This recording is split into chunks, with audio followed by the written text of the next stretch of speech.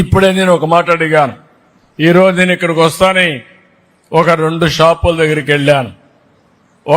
ఒకటి ఉప్పడమ్మది, ఉప్పాడ చీర కూడా నేను కొన్నాను, ఇప్పుడే కొన్నాను. నేను ఎప్పుడు చీర కొనలేదు, కానీ మొట్టమొదటిసారిగా చేనేత కార్మికుల్ని ప్రోత్సహించడానికి మా మిస్సెస్ కూడా గుర్తొస్తే 2 చీరలు కొన్నాను. ఒకటి ఉప్పాడ, ఒకటి ధర్మవరం అని చెప్పి నేను మీకు తెలియజేస్తున్నా. ఈరోజు ధర్మవరం ఉప్పాడ ఇవన్నీ కూడా మనకు కొన్ని క్లస్టర్స్ ఉన్నాయి.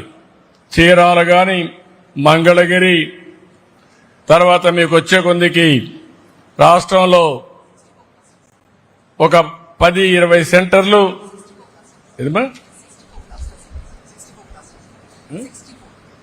64 క్లస్టర్స్ ఉన్నాయి మనకు. నేను ఎమ్మెల్యేగా ఉన్నప్పుడు ఏదైతే శ్రీకాకుళం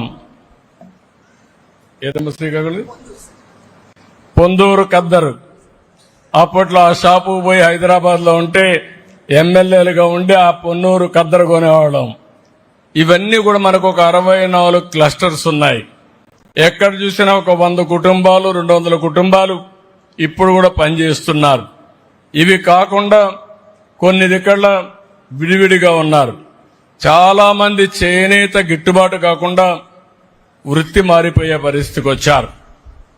నేను వృత్తిపరంగా మీరు ఆలోచించినప్పుడు ఓసారి అనిపిస్తుంది, మనకు కుల వృత్తులు, చేతి వృత్తులు ప్రధానంగా వచ్చాయి.